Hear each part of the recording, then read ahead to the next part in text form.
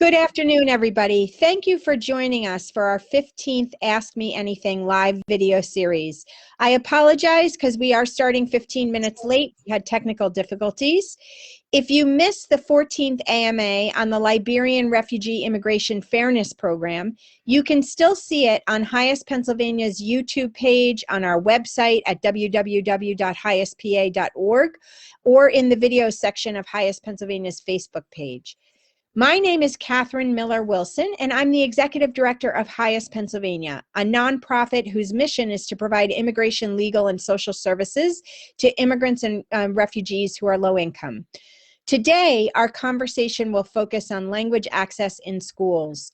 More than 23% of Philadelphia residents speak a language other than English at home, but many school resources can either be found only in English or in languages that do not support the multitude of languages spoken throughout the city. As a result, many families have been left behind when it comes to accessing critical information about their children's needs at school.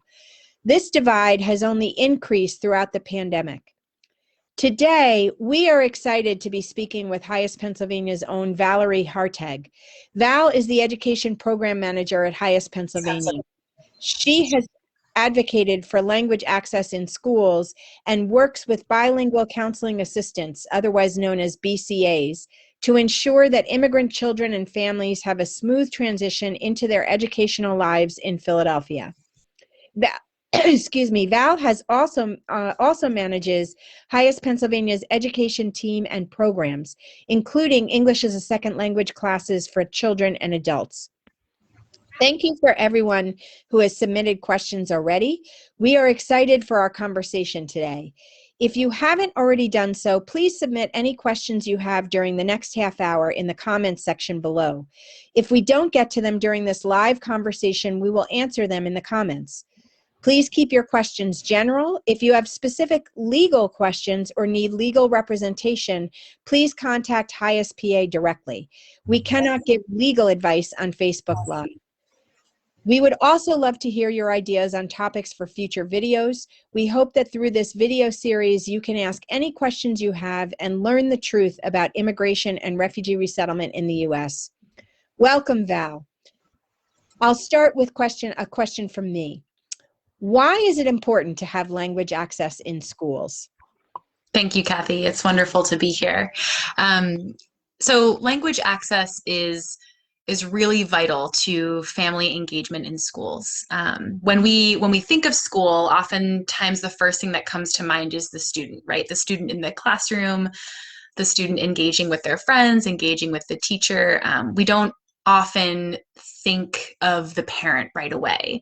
Although we as teachers in schools and in community organizations like Highest Pennsylvania know that parent engagement is absolutely crucial to children's success in school.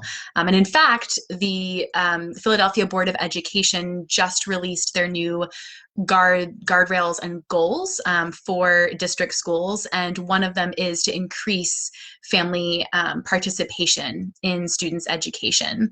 And so it's widely recognized as a really important thing, and in order for families who speak a language other than English to engage in schools and their children's education, they need language access. And so we agree that it's important. So how does this actually work? How do you actually support a family in engaging in their children's education if they speak a language other than English? So the Philadelphia School District subscribes to a service called Language Line Solutions. And this is actually something that we also use at Highest Pennsylvania. So this is a telephonic interpretation service that offers interpretation on demand in over 240 languages.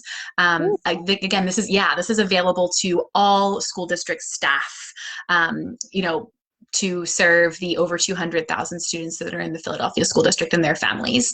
The school district also employs over 90 bilingual counseling assistants. You referenced them, Kathy, in your introduction, otherwise known as BCAs, and they collectively speak over 30 languages and dialects. And then the school district also provides translation services, so that's written translation services in the 9 languages of greater diffusion, so the 9 most commonly spoken languages, as well as the languages spoken by the BCAs as they are available. So there are a host of services, interpretation and translation available to families in the Philadelphia School District. Why is it important? So if we think about, we can think about examples of this on many different levels. I think it's really important to think about the nature of the conversations that school staff are having with families. And you can really see the value and the importance of language access when you think about really high stakes situations, even though let's agree that interpretation and translation for parents is important in any interaction, even if it's just a phone call home to say, hey, remember we only have a half day tomorrow. But let's think about a more high stakes situation. So I'm thinking about a family that we served a couple of years back. Their daughter was receiving some special education services in school, and the teachers and the special education teachers and some of the speech therapists that she was working with were really concerned that she needed more intensive services. And so there was a question about meeting with mom and, whether they would be able to get an in-person interpreter or if they were going to have to call language line. And there was some discussion about, whether or not the older brother could interpret for this meeting with the parent about her daughter and these special education services that she needed. And so this is a really high stakes situation, right? This is a student who is in need. The school is trying to, be in line with their legal obligation, right, to provide appropriate services. And the vocabulary that's needed to fully understand the given situation and all of the language around special education is really advanced and specific. And so to consider bringing in an 8th grade student who is also not fully proficient in English to interpret in the situation really shouldn't even be something that is considered, right? And ultimately, the school in that situation ended up using language line and things where, the appropriate language access tools were used. But that's an example where kind of going the easy route of, kind of pulling somebody who is, related to the situation, who speaks the language of the family just because it's convenient is not appropriate. And we really never endorse, relying on children as interpreters in these kinds of situations. And I also think it's also important to think on a larger level, and recognize the fact that languages are valued differently by society. Just as certain racial and ethnic groups are privileged over others, there are certain languages that are privileged over others. And English is one of those languages. English, being a speaker and a user of English gives you a certain level of power that speakers of other languages maybe don't have. So for example, in Philly, you speak both English and Spanish. That's seen as an asset. Those are viewed as really valuable languages that can get you places. Whereas if maybe your first language is a language like Swahili and you are a beginner level English learner, the value that's placed on speaking Swahili is lower for that person, right? And so there's just not as much kind of power in that situation. A lot of our clients, talk to us about their motivation and the need to speak English because it will help them to get a better job, help them to be more independent in their new community here in Philadelphia, help them to talk to their children's teachers, right? These are all really important things that help people become more independent and flourish in their communities and their lives. So limited English proficiency is really a barrier to that independence and to being able to do those things and to fully engage in life in the way that people want to. So English is really, language there is really a gatekeeper. And again, there's a power dynamic there that's really important to recognize. The other thing that's notable is that even though there are 9 languages of greater diffusion in the Philadelphia School District, right? And 9 might seem like a lot, especially if you're, living in an area of the city, or maybe living just outside the city, you think, oh, 9 languages. There are over 100 languages spoken by students and families in the school district. And so there really are these other less commonly spoken languages that, maybe aren't recognized as much, and therefore those folks don't receive the kinds of services that they need to engage. Yeah. Great. That's really helpful. So I wonder if we could move a little bit. You gave a really compelling example about high stakes and the importance of language access. Certainly during the pandemic, things have been incredibly challenging for Right. all of us. Do you Sure. have stories to share about how kids and families who speak second and third languages, how they are faring during the pandemic, and what has happened with respect to their schooling? Yeah, definitely. And I think any staff member at HISPA would have examples as well, and the school staff themselves, right? Um, I'll start with the positives. I think some of the ways that I've seen language access resources really shine during the pandemic have been through our wonderful bilingual counseling assistants in the Philadelphia School District. So there is a bilingual counseling assistant who is a Spanish speaker, and one of the schools he's assigned to is Southwark Elementary, and he was sharing a story in a meeting the other week about spending 45 minutes to an hour on the phone with a family, like a three-way phone call with Philly Connect Ed, which it's not supposed to be a 45 to an hour long wait, but he was on the phone with his family, and he was kind of advocating for them and helping them to connect with a person at the city level about getting switching over to free internet.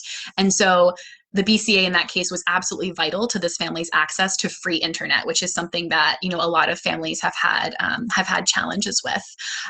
So that was an example where that role was crucially important to their children even being able to get online for school. Another example that I heard, I think this was maybe back in the fall, was that one of the BCAs was actually setting up regular conference calls with all of the families at the schools that he was assigned to be able to jump on and get information from him kind of in this large group setting. There was another BCA that I spoke to yesterday, and she shared that she set up what's called a Class Dojo account, and that's an account that a lot of teachers use, but it's a digital way of communicating kind of in a text message format with parents. And so she's communicating with parents in Burmese and in Karen to be able to get them the information that they need. So there have been some really amazing opportunities where language access has really shown really brightly. I would say that there, of course, have been a lot of challenges. And so I go back to the point about the fact that the families who speak the languages that are less commonly spoken have really fallen through the cracks with this remote environment, this remote learning environment. One of the clear examples of this, I would say, is with communication via robocalls and text messages. So this is a way that the school district and individual schools communicate with their families. They'll set up a message to be, programmed to send tomorrow at 8 a.m. out to, all of the phone numbers in their system, right? And so if that family speaks a language that's not a language of greater diffusion, not a language spoken by a BCA, they're probably going to get that message in English. And again, these are families who speak less common languages, and so there are fewer language resources available to them. And that also really relies on digital literacy and other things. It also relies on the school having the correct phone number for the parent. And a lot of time we've seen a lot of instances where that's changed. And so some families aren't getting information at all. I also think another challenge has been going back to that piece of not all staff being trained on using telephonic interpretation. So if a teacher or another staff member doesn't have a ton of time, and let's face it, our teachers have been stretched so thin, probably thinner than they ever have been in their teaching careers. And so the idea of calling 10 or 12 families using Language Line is really challenging. Of course, it's something that we expect, and that is the ideal, but in reality, it's really hard. And if the teacher hasn't had proper training or isn't totally comfortable, you see that it might not happen, right? And so again, we have families who are being left in the dark. We had one Swahili-speaking parent who is a refugee originally from the Democratic Republic of the Congo share with us in late May of last year. So this was like a month and a half after schools closed, that they didn't even know how to get the computer. They were only getting the computer for their child at the end of May. So it was a full 2 months where they weren't accessing any online learning. And she said, we didn't hear anything from the school. We only heard about computer distribution from some other kids who were talking about it in our neighborhood. And so that's just a glaring example of how some of those families have fallen through the cracks, and have really been completely left in the dark. Yeah. Wow. Such terrible stuff.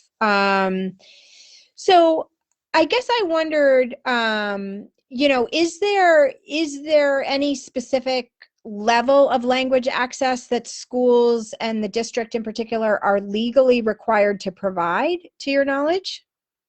Yeah, this is a great question. And I actually tapped our colleagues over at the Education Law Center just to confirm that I had the right information here. So there are 4 main legal obligations that we want folks to know about. We want parents to know about. We want other community-based organizations to know about. And we also want school staff to know about. So number 1, schools must share information with limited English proficient parents in a language they can understand.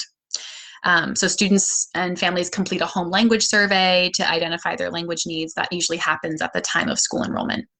Number 2, schools must provide free interpretation, which is, oral, which is speaking, or translation, written services by a trained interpreter or translator. So that those services need to be free. Number 3, limited English proficient parents are entitled to language services at all interactions with the school. So I gave an example of a very high stakes meeting around special education services, but like I said, that doesn't mean that interpretation and translation only have to take place in those situations. It should also be, again, like reminders that there's a half day tomorrow, reminders about, parent-teacher conferences coming up the next week, those kinds of things too. Number 4, districts must communicate with limited English proficient parents on how they can be involved in their children's education. So again, that piece of giving parents a way, multiple ways to engage in their children's education is something that is a legal obligation. And in order for parents who speak languages other than English to do that, they need language access. So those are the four main things. There's a little bit of a gray area around what's reasonable. Some of the responses that we've got, when we've asked about providing services, hiring a BCA for Swahili, for example, or providing translation services for other languages outside of those languages of greater diffusion, outside of the languages spoken by BCAs, we've gotten some, just comments about cost effectiveness. And so the district has to look at the resources that they have and determine whether it's cost effective to, to pay for that service, right? To hire that person to pay for that service.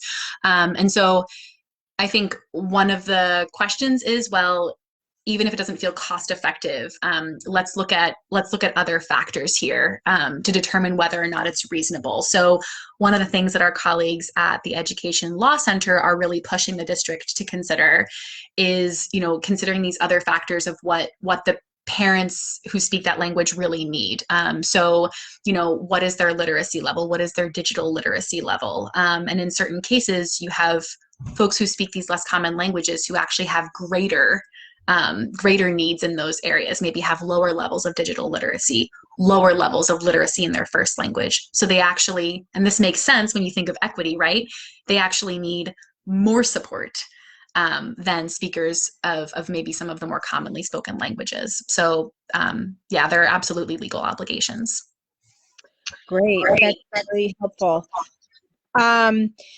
So I wanted to ask you to talk more about BCAs versus language line. You spoke in the beginning about the fact that there's, I think you said 90 or 95 BCAs, but then also that all teachers have access to language line. So why, if they have access to interpretation, why do you need a BCA? Right. Sure. And yeah. So yeah, no, it's a great point. And Language Line is an excellent service. But bilingual counseling assistants do so much more than provide language access, right? Than provide interpretation and translation. So I think one of the school district, and you can see this on their website, the way they describe it is that BCAs serve as cultural and linguistic bridges between the schools and the families. And so they do more than interpretation and translation. So when you think about a family moving to Philadelphia, moving to the United States for the first time, and just being totally new to the K-12 school system, right? There's so much that needs to be explained, and that families need to adjust to. That's really, really hard. It's really unfamiliar. A lot of families are coming from maybe cultural backgrounds where it's actually not totally appropriate to communicate directly with their child's teacher. And so it's all really new. What we expect of families is really new. And so a person in the form of a bilingual counseling assistant can provide that support and help families navigate this new environment. I also think something that's really important is that BCAs provide representation. So a family walks into a school and they meet somebody who speaks their language, who maybe is from their country, who maybe even has a similar immigration experience to their own, and immediately feels more welcome, immediately feels like, oh, okay, I have somebody here who gets me. And that just, you can't do that through an interpreter on language line, no matter how wonderful your interpreter is, and no matter how well-meaning the staff person is at the school. I myself have been in situations where, I've been communicating with a family, a student, working with an interpreter on language line, and I recognize, well, I'm not an immigrant myself. I can't fully understand the experience that this family is having. And so I'm even one step removed, and I'm trying to do the best that I can, and I have the best intentions. So the folks that are in these positions are absolutely essential to helping families feel welcome and like they can engage in the first place. And I think the other piece of it is that, BCAs also are able to provide input to school staff, right? So school staff also need to learn about the cultural differences and the languages of the families of the students in their classrooms. And so BCAs are able to provide that kind of insight and establish relationships with teachers and school staff, so that school staff don't have to burden their families and their students by asking them a million questions about their backgrounds. They actually have a professional who's there who can provide that information. So they do so much more than just interpretation and translation. And that's the real difference between having a BCA at a school versus always having to rely on language line. Great. That's really helpful. I wonder if you can tell us what are the 9 languages of the most common languages? Yeah, so this is really interesting, Kathy. I'm gonna pull this up. I think there's some debate about how up to date this list is. So one of our big questions is whether or not the language data is totally accurate and up to date, because when I mention some of these languages, you might think, Kathy, it seems like maybe we haven't had a recent influx in populations that speak these languages. It seems like we've had other folks arriving to Philly who speak other languages, but currently the 9 languages of greater diffusion in which there's written translation services available are Albanian, Arabic, Cambodian, Chinese, French, Portuguese, Russian, Spanish, and Vietnamese. So those are the 9 that are listed. And one of the things that we're pushing for is for more consideration to be given to the languages that are spoken by folks who are currently arriving to Philadelphia, and also spoken by folks who are again part of, I would say, coming from more vulnerable situations that make them more vulnerable. So you think of, again, let's go to the example of Swahili, right? Spoken by a large number of folks who are coming from countries like the DRC, who have maybe fled war, have lived in a refugee camp for a number of years. Maybe their children were even born in the refugee camp, right? And then are resettled to a country like the United States, and have to make this adjustment where the children have been, maybe had no formal schooling, had some schooling. There are just a whole host of challenges and the trauma that's layered on top of it. So we're really pushing for let's not just look at the numbers of speakers of those languages, but let's also look at these other factors that increase the level of need that families have. Right, the vulnerabilities. And it is so interesting listening to that list. I mean, Portuguese, um, and even Cambodian, which I know there is a significant Cambodian Sure. community in Philadelphia, Right. Mm-hmm. but in terms of HISPA as an agency that resettles refugees and that Mm-hmm. addresses the needs of Mm-hmm. newer immigrants, Yeah. the Cambodian Yeah. influx was, definitely several years ago. Several years ago, right? And Right. I think Portuguese is an interesting example because, to my understanding, we don't serve a lot of Portuguese speakers at HISPA, but there has been a huge influx of Portuguese speakers coming from Brazil in the last couple of years, and so it's really great to see the district saying, "Hey, we're going to hire another Portuguese-speaking BCA," but it also makes me wonder, is there something amiss with the data being collected around the languages of other communities that are also arriving right now? Are we missing something? Are those languages going undocumented or being documented incorrectly? Why are we kind of not seeing the numbers rise in the way that we expect? So, yeah. Yeah, and I think on that point in particular, I mean, so your experiences, both yourself with your clients, with your team, and even within the agency, I mean, what are some languages that you feel specifically you're surprised that they're missing, given what we have seen over, say, the last decade in terms of incoming clients? Yeah, I mean, I would say Swahili is definitely one of them.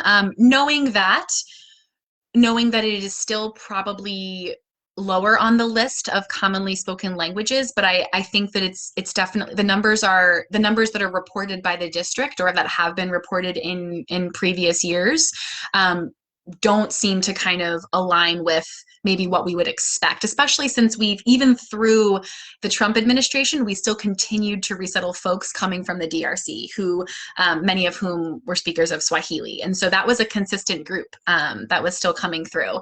I think another language is Haitian Creole. There is a really large Haitian community here in Philadelphia, in different areas of the city. So there's a community in West Philadelphia, a community in Northeast Philadelphia. And, Haitian Creole is not the same as French. And you cannot assume that Haitian families are comfortable communicating in French, right? And so that's another language that I'm really surprised that hasn't been represented by a BCA, at least in a long time, at least in my time. Yeah, that's interesting. And it's interesting that they're both African languages, right? Yeah. I think African, Caribbean languages. Yeah. Mm-hmm. right, Right. right. I Mm-hmm. think Yeah. that's a little telling as well about it's not clear, but there is some kind of um, disconnect with Yeah. with It seems on the ground. right. Right. When you look at the languages that are represented by BCAs, you definitely notice a gap in languages that are spoken by Black immigrants. And so I think, if we actually look at the BCA list, we see that there is one BCA who speaks 4 African languages, but she is from a certain region in Africa, and so therefore doesn't speak Swahili and doesn't speak. I mean, there are more than 3,000 languages spoken on the African continent, right? So to have one person who speaks any African language other than Arabic and French, because there are BCAs who also speak Arabic and French, it feels that when you look at the numbers that way, that feels a little bit unbelievable, knowing the very diverse African population that we have here in Philly. Yeah, and it's significant, right? The diverse African population in Philly is highly significant. Yes. Both Yeah. in terms of the clients that we see and the clients that our partners who are also Sure. engaged in this Yes. work see, Mm-hmm. right? Yep. Absolutely. Yeah. Well, thank you so much. I guess I want to end on a kind of, moving forward note. What kinds of things do you think students and parents can do to help advocate for language access in their school district or in their schools? Yeah, I think that the challenge here that I see is that the burden currently is falling on students and parents who speak these less common languages to speak up. And so it's kind of a catch-22 because we're expecting people that have fewer language access resources to speak up and advocate for themselves. And the question is, how are they going to be able to do that, right? And so I think our role, at least, is, I see our role as, bringing the issue to the attention of folks at the district level and at the school level, but then lifting up the voices of our parents and our students and creating spaces for them to speak up about the challenges that they're having. So I think that's a way that kind of our next step here. Now that I think we've raised awareness about this issue at many different levels, at the city level, at the district level, at certain, at the school level. We've heard from teachers, yes, this is something that we need. We've heard from district staff, yes, this is something that we need. We've talked to parents and they've said just how wonderful this kind of support it wouldn't solve everything. Hiring a BCA for a language like Swahili is not, or another language is not the end all be all, but it would be a start. But I think now what really needs to happen is we need to create some spaces that are accessible, right, for parents and students and families to be able to speak up. Yeah. Right. And that's where allyship becomes so important, yes. right? To try to get out right. of the catch-22 hole, Yes, absolutely. Yeah, absolutely. And I think, I think it's also our job to kind of work with the district and schools to help create those spaces, because the school district they put out surveys for families to complete. Schools themselves put out surveys for the families of children at their schools to complete. There are different, workshops that you can attend and things, but it's often really challenging for a lot of these families to plug into those feedback systems. And so I think, not that they're not good, but diversifying the ways that families can offer feedback and plug in to the systems, is important. Well, thank you so much, Val. I feel as if we could talk all afternoon, yes. But we have run at a time. So Great. Thank you for really shedding light on, Sure. I think, a little known problem. For all of you who have sent questions that we didn't get a chance to answer, they will be answered in the comments below. And one more critical note, Highest Pennsylvania remains open during the pandemic. We're continuing to provide remote legal and social services to immigrants in the greater Philadelphia area. Please stay tuned to Highest Pennsylvania's next Ask Me Anything, which will be in May. And as always, you can learn more about how to support DACA recipients, asylum seekers, other immigrants and refugees at www.highestpa.org. Thank you. Thanks, Kathy. Thanks, everybody, for watching.